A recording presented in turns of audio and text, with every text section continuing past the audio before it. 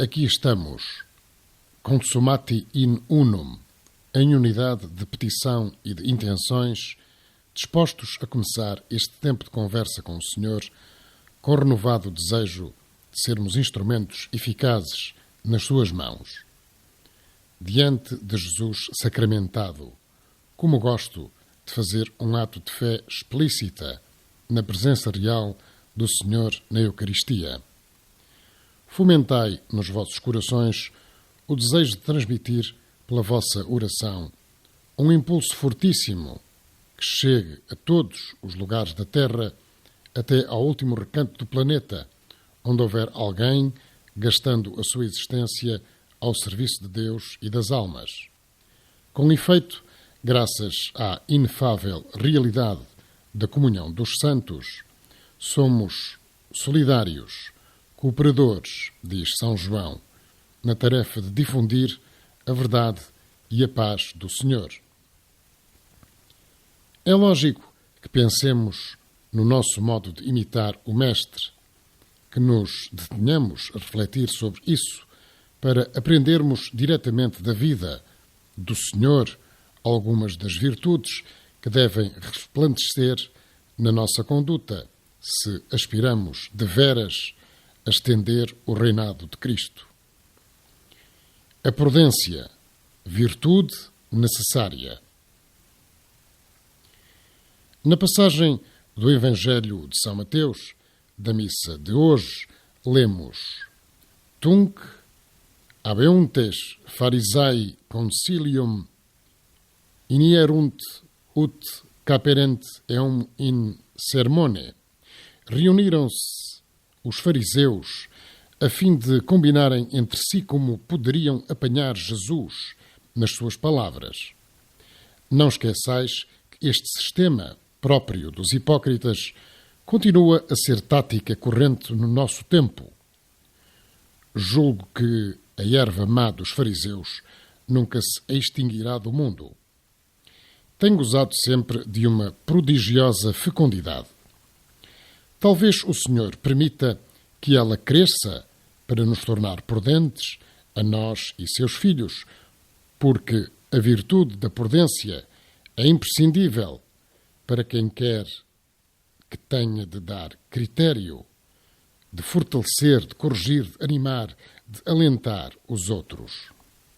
Aliás, qualquer cristão deve atuar em relação aos que o rodeiam precisamente assim, como apóstolo, aproveitando as circunstâncias do seu trabalho cotidiano. Levanto, neste momento, o coração a Deus e peço, por mediação da Virgem Santíssima, que está na Igreja, mas sobre a Igreja, entre Cristo e a Igreja, para proteger, reinar e ser mãe dos homens, como o é de Jesus, nosso Senhor. Peço que conceda a prudência a todos nós, mas especialmente àqueles que, metidos na torrente circulatória da sociedade, desejam trabalhar por Deus. Realmente convém-nos aprender a ser prudentes. Continua o episódio evangélico. E enviaram discípulos seus, dos fariseus, juntamente com alguns herodianos, que lhe disseram: Mestre, vede com que intenção retorcida lhe chamam Mestre. Fingem-se admiradores e amigos, dão-lhe um tratamento reservado à autoridade de quem se espera receber ensinamentos. Magister simus, quia verax es. Sabemos que és verdadeiro. Que astúcia tão infame! Já vistes maior duplicidade? Andai por este mundo com cuidado.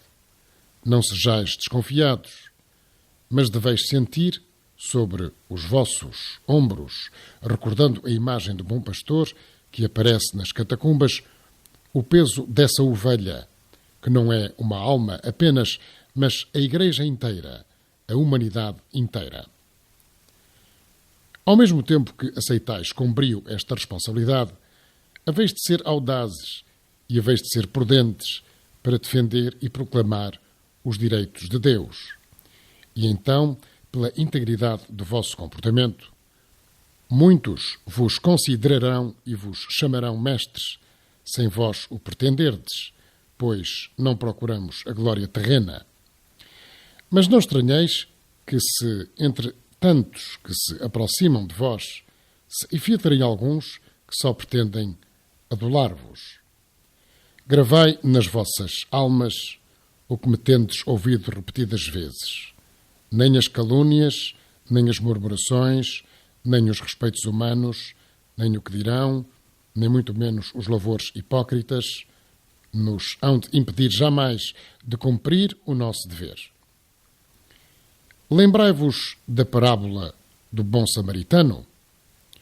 Ficou aquele homem caído no caminho, maltratado pelos ladrões, que lhe roubaram tudo, até ao último centavo.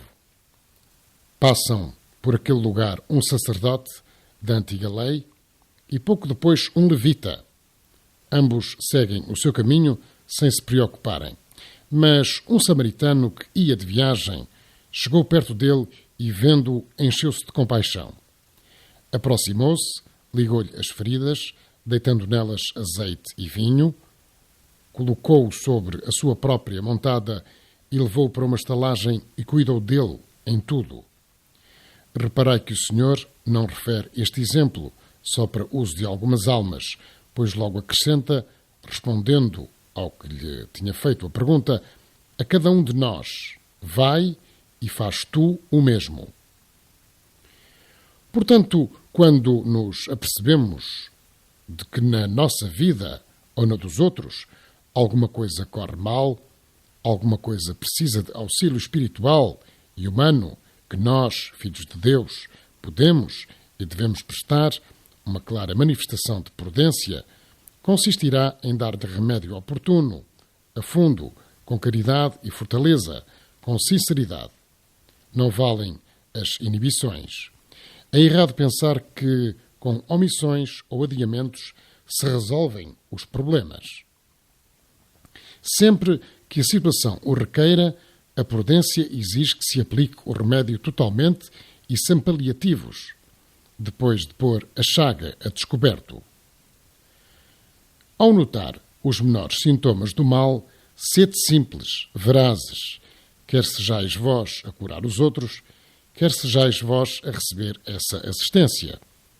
Nesses casos, deve-se permitir à pessoa que está em condições de curar em nome de Deus que aperte de longe a zona infectada e depois, de mais perto, até sair todo o pus, de modo que o foco da infecção acabe por ficar bem limpo. Em primeiro lugar, temos que proceder assim connosco mesmos e com quem, por motivos de justiça ou caridade, temos a obrigação de ajudar. Rezo nesse sentido especialmente pelos pais e por quem se dedica a tarefas de formação e de ensino. Os respeitos humanos. Que nenhuma razão hipócrita vos detenha. Aplicai o remédio próprio, mas fazei-o com mãos maternais, com a infinita delicadeza das nossas mães, quando nos curavam as feridas, grandes ou pequenas, provocadas pelas nossas brincadeiras e pelas nossas quedas de infância. Se é preciso esperar umas horas, espera-se. Nunca mais tempo do que o imprescindível, pois outra atitude seria comodismo, cobardia, coisa bem diferente da prudência. Rejeitai todos vós, principalmente os que tendes o encargo de formar outras pessoas, o medo de desinfetar a ferida. É possível que alguém sussurre arteiramente ao ouvido dos que devem curar e não se decidem ou não querem enfrentar-se com a sua missão. Mestre, sabemos que és verdadeiro. Não tolereis o elogio irónico. Os que não se esforçam por levar a cabo a sua tarefa com diligência nem são mestres, pois não ensinam o caminho autêntico, nem são verdadeiros, pois, com a sua falsa prudência, consideram exageradas ou desprezam as normas claras, 1000 vezes comprovadas pela reta conduta, pela idade, pela ciência do bom governo, pelo conhecimento da fraqueza humana e pelo amor a cada ovelha, que nos levam a falar, a intervir, a mostrar interesse. Os falsos mestres são dominados pelo medo de apurar a verdade. Aflige-os a simples ideia que constitui uma obrigação de recorrer ao antídoto doloroso em determinadas circunstâncias. Em tal atitude, convencei-vos disso, não há prudência, nem piedade, nem sensatez. O que esta atitude reflete é pusilanimidade, falta de responsabilidade, insensatez e pouca inteligência. Esses são os mesmos que depois, perante o desastre, dominados pelo pânico, pretendem atalhar o mal quando já é tarde. Não se lembram de que a virtude da prudência exige recolher e transmitir a tempo o conselho sereno da maturidade, da experiência antiga, do olhar límpido, da língua sem travas. Sigamos o relato de São Mateus. Sabemos que és verdadeiro e que ensinas o caminho de Deus, segundo a pura verdade.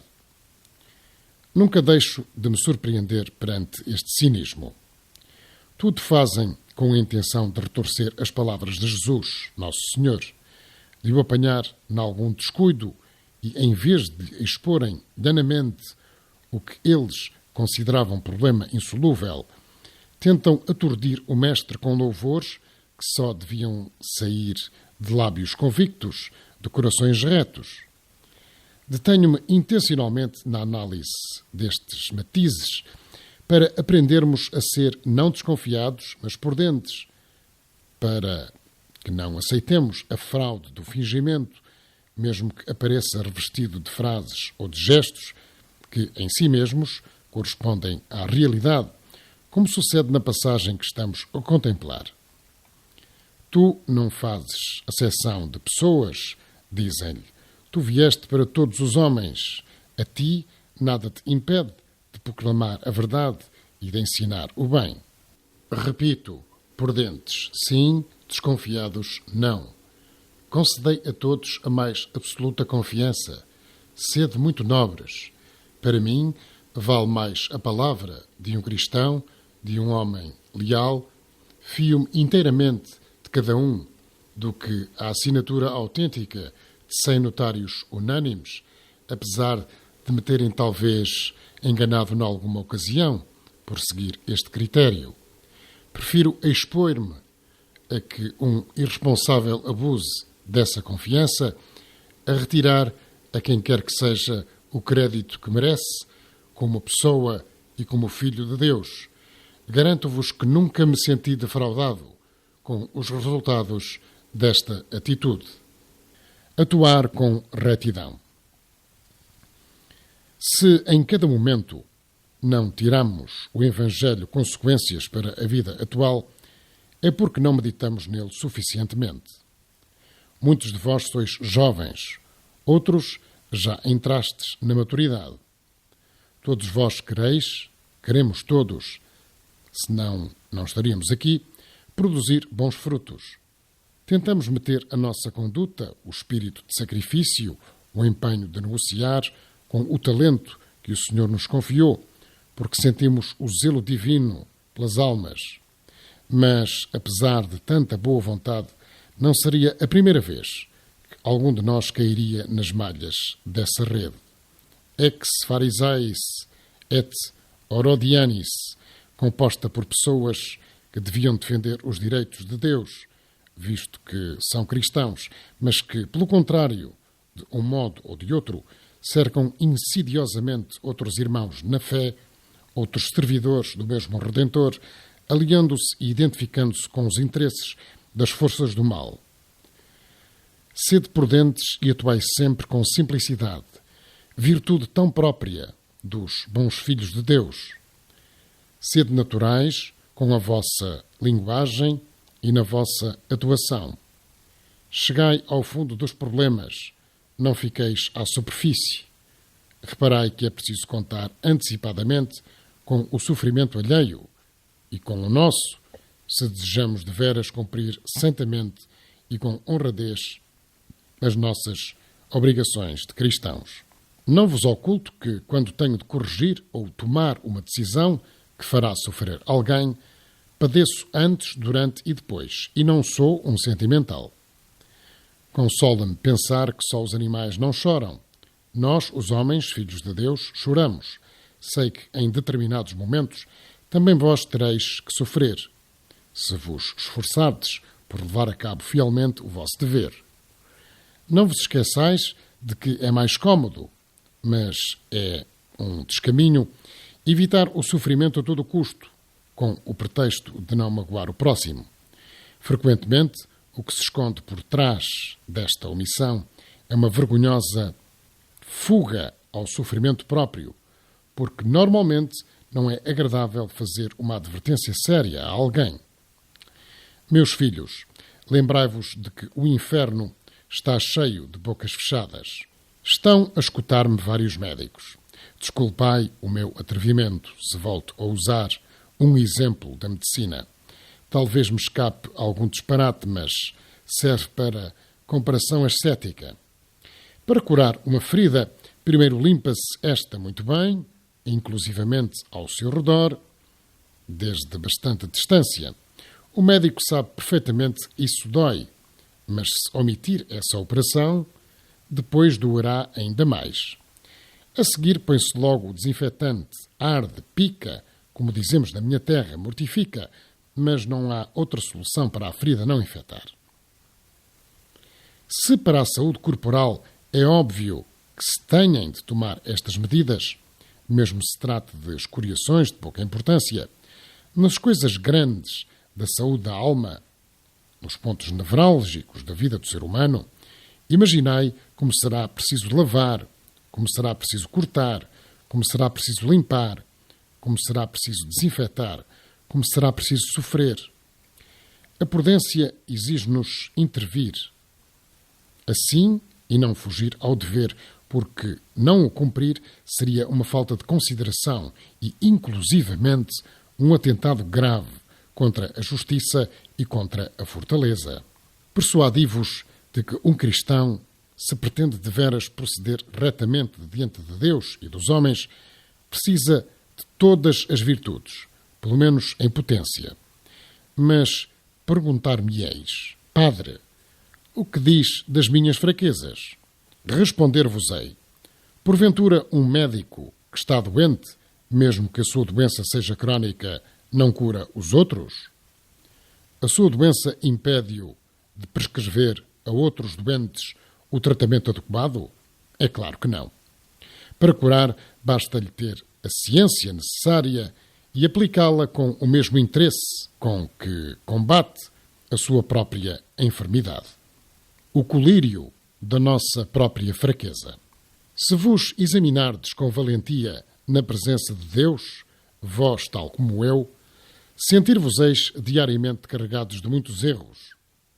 Quando lutamos por arrancá-los com a ajuda divina, carecem de verdadeira importância e podem ser superados, embora pareça que nunca conseguimos desarraigá-los totalmente. Além disso, independentemente dessas fraquezas, tu contribuirás para remediar as grandes deficiências dos outros, sempre que te empenhares em corresponder à graça de Deus. Reconhecendo-te tão fraco como eles, capaz de todos os erros e de todos os horrores, serás mais compreensivo, mais delicado e, ao mesmo tempo, mais exigente, para que todos nós decidamos amar a Deus com o coração inteiro.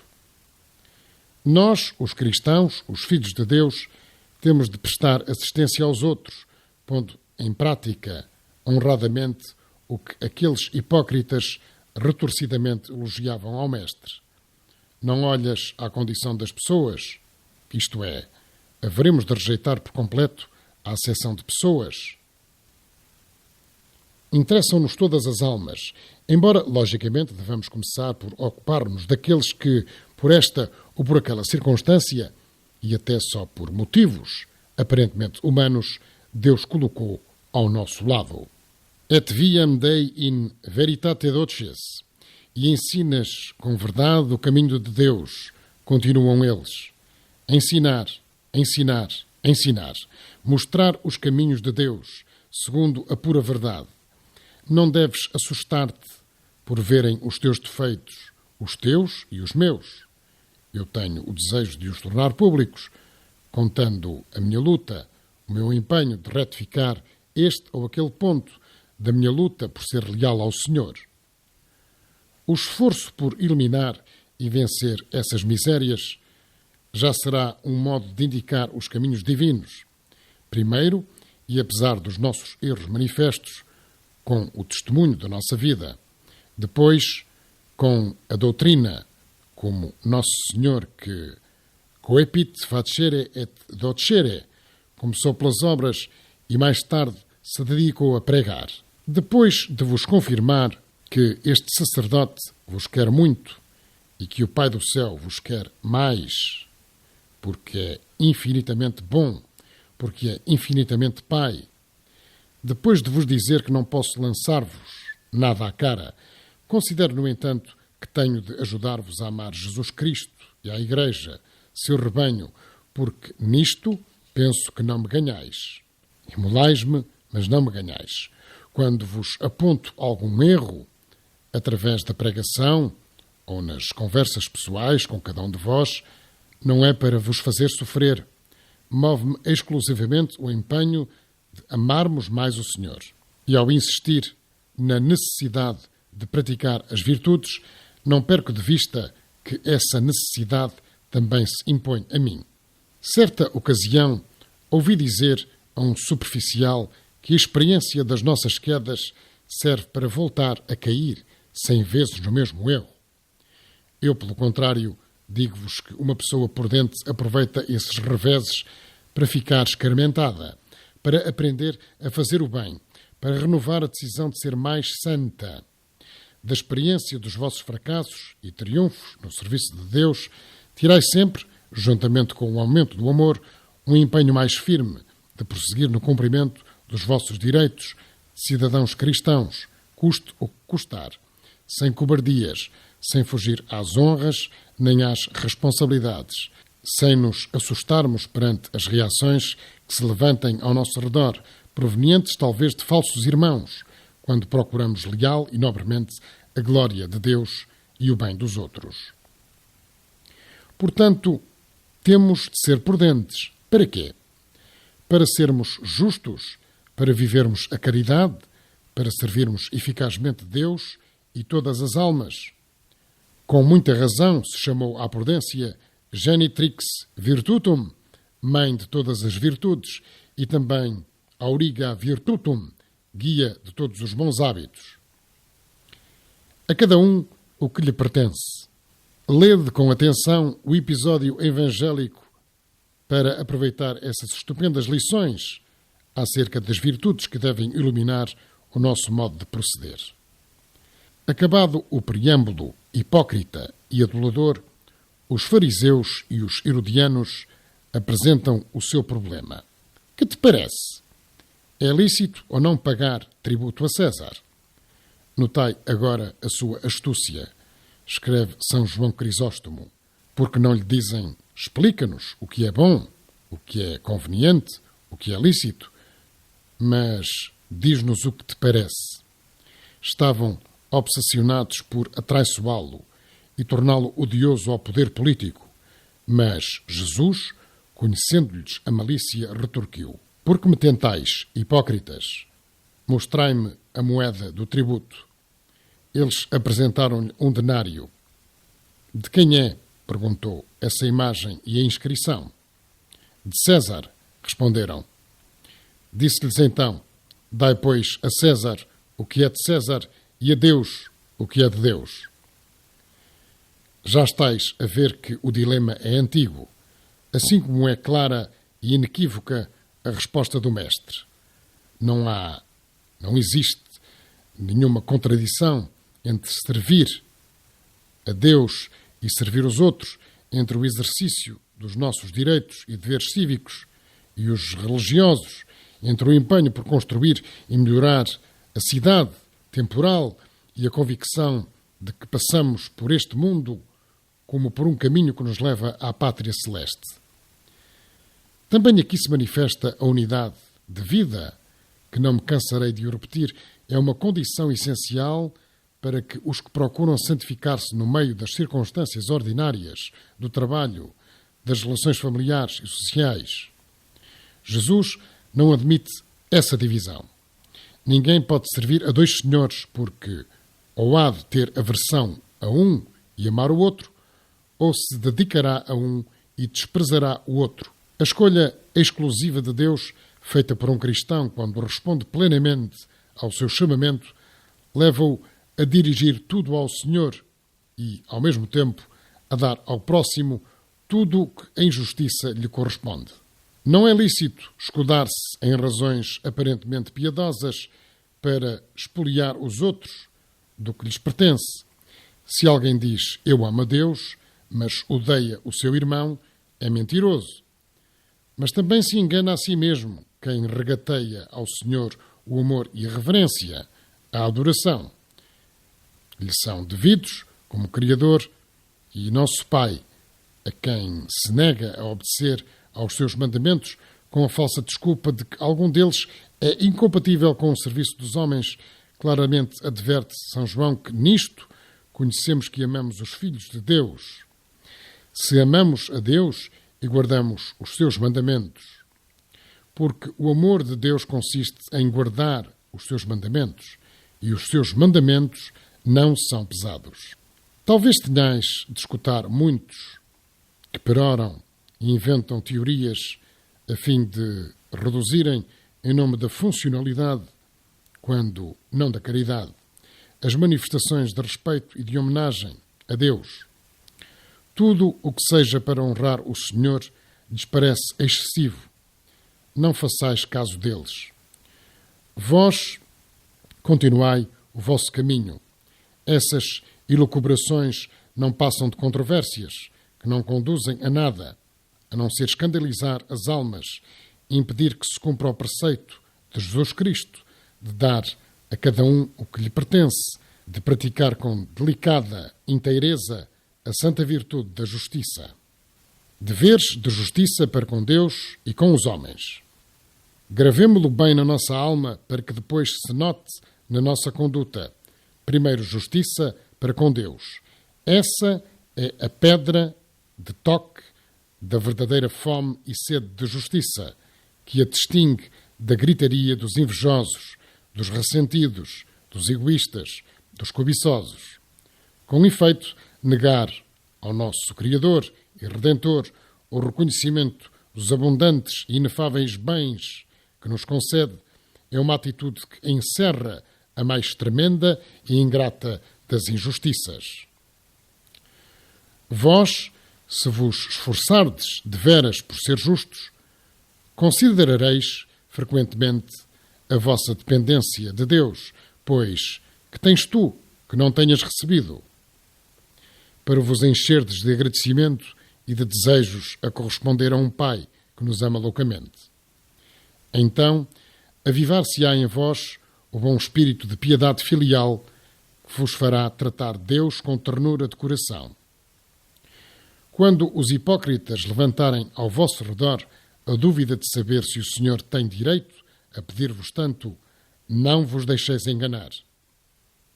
Pelo contrário, pondo-vos na presença de Deus, dóceis como a argila nas mãos do oleiro, e confessai-lhe rendidamente: Deus meus et homine, tu és meu Deus e meu tudo.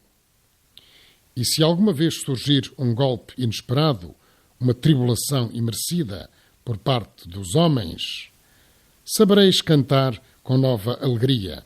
Faça-se, cumpra-se, seja louvada e eternamente glorificada a justíssima e amabilíssima vontade de Deus sobre todas as coisas.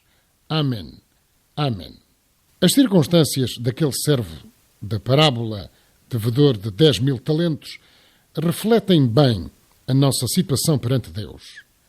Também nós não temos com que pagar a dívida imensa que contraímos por tantas bondades divinas e que aumentamos ao ritmo dos nossos próprios pecados.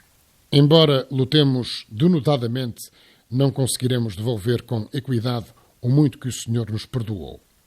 Mas a misericórdia divina supre com abundância a impotência da justiça humana. Ele é que pode dar-se por satisfeito e anular a dívida, simplesmente porque é bom e é infinita a sua misericórdia. A parábola, lembrai-vos bem, termina com uma segunda parte, que é como que um contraponto da precedente.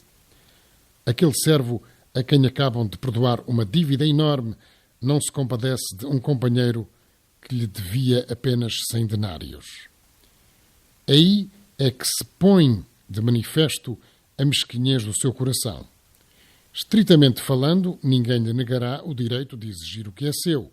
No entanto, algo se revolta dentro de nós e nos diz que essa atitude intolerante se afasta da verdadeira justiça. Não é justo que quem há apenas um momento recebeu um tratamento misericordioso de favor e compreensão não reaja, ao menos com um pouco de paciência, para com o devedor. Reparai que a justiça não se manifesta exclusivamente pelo rigoroso respeito pelos direitos e deveres, como se tratasse de problemas aritméticos que se resolvem com somas e subtrações. A virtude cristã é mais ambiciosa. Leva-nos a mostrar-nos agradecidos, afáveis, generosos, a comportar-nos como amigos leais e honrados, tanto nos tempos bons como na adversidade, a ser cumpridores das leis e respeitadores das autoridades legítimas, a retificar com alegria quando nos damos conta de que nos enganamos ao encarar uma questão. Sobretudo que somos justos, cumpriremos os nossos compromissos profissionais, familiares, sociais, sem espaventos nem alardes, trabalhando com empenho e exercitando os nossos direitos, que também são deveres. Não acredito na justiça dos preguiçosos, porque com o seu dolce far niente, como dizem na minha querida Itália, faltam, e às vezes gravemente, ao mais fundamental dos princípios da equidade, o do trabalho. Não devemos esquecer que Deus criou o homem ut operetur para trabalhar, e os outros, a nossa família, a nossa nação, a humanidade inteira, dependem também da eficácia do nosso trabalho. Meus filhos, que pobre ideia têm da justiça os que a reduzem a uma simples distribuição de bens materiais. A justiça e o amor à liberdade e à verdade. Desde a minha infância, desde que tive ouvidos para ouvir na expressão da Escritura, tenho ouvido o clamor na questão social. Não se trata de nada de particular, é um tema antigo, de sempre. Talvez tenha surgido no mesmo instante em que os homens se organizaram de alguma maneira e se tornaram mais visíveis as diferenças de idade, de inteligência, de capacidade de trabalho, de interesses, de personalidade. Não sei se haver classes sociais é coisa irremediável. Aliás, não é do meu ofício falar dessas matérias, e muito menos aqui, neste oratório, onde nos reunimos para falar de Deus. Não desejaria tratar senão deste tema em toda a minha vida e para conversar com Deus. Pensai o que quiserdes em tudo aquilo que a providência confiou à livre e legítima discussão dos homens, mas a minha condição de sacerdote, de Cristo, impõe-me a necessidade de subir mais alto e de vos lembrar que, em qualquer caso, nunca podemos deixar de viver a justiça com heroísmo, se for necessário.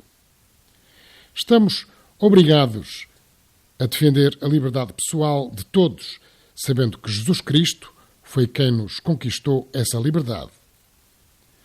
Se não o fizermos, com que direito reivindicaremos a nossa? Também devemos difundir a verdade, porque veritas liberabit vos. A verdade liberta-nos, enquanto a ignorância escraviza. Temos de defender o direito de todos os homens à vida, à posse do necessário para uma exigência digna, ao trabalho e ao descanso, à escolha do seu estado, à constituição de um lar, a trazer filhos ao mundo dentro do matrimónio e a poder educá-los, a passar serenamente o tempo da doença ou da velhice, ao acesso à cultura, à associação com os outros cidadãos para fins lícitos e, em primeiro lugar, a conhecer e amar Deus com a plena liberdade, porque a consciência, sendo reta, descobre a marca do Criador em todas as coisas. Precisamente por isso é urgente repetir: não me meto em política. Estou só a expor doutrina da Igreja. Que o marxismo é incompatível com a fé de Cristo. Existe alguma coisa mais oposta à fé do que um sistema que baseia tudo em eliminar da alma a presença amorosa de Deus? Grita isso com muita força, de modo que se ouça claramente a vossa voz. Para praticar a justiça não precisamos do marxismo para nada. Pelo contrário, esse erro gravíssimo, pelas suas soluções exclusivamente materialistas, que ignoram Deus da paz, levanta obstáculos à felicidade e ao entendimento entre os homens. Dentro do cristianismo, achamos a boa luz que dá sempre a resposta a todos os problemas. Basta que vos empenheis sinceramente em ser católicos. Non verbo nec lingua, sed opere et veritate. Não com palavras e com a língua, mas com obras e com verdade. Afirmai isto sempre que se vos apresente a ocasião. Procurai-a, se for preciso, sem reticências, sem medo. Justiça e caridade. Lede a Sagrada Escritura. Meditai um a um os episódios da vida do Senhor, os seus ensinamentos. Considerai especialmente os conselhos e as advertências com que se preparava aquele punhado de homens que haviam de ser os seus apóstolos, os seus mensageiros até aos confins da terra. Qual é a principal norma que lhes dá? Não é um mandamento novo da caridade? Foi com amor que abriram caminho naquele mundo pagão e corrupto. Convencei-vos de que apenas com a justiça nunca resolvereis os grandes problemas da humanidade. Quando se faz apenas justiça, não é de estranhar que as pessoas se sintam feridas. A dignidade do homem, que é filho de Deus, pede muito mais do que isso. A caridade tem que ir dentro e ao lado, porque dulcifica e tudo deifica. Deus é amor. Temos de atuar sempre por amor de Deus, que torna mais fácil amar o próximo e purifica e eleva os amores terrenos. Para se passar da estrita justiça à abundância da caridade, há todo um trajeto a percorrer, e não são muitos os que perseveram até ao fim. Alguns conformam-se com chegar apenas aos umbrais, prescindem da justiça e limitam-se a um pouco de beneficência, a que chamam de caridade, sem cuidarem de que o que fazem representa uma pequena parte do que estão obrigados a fazer.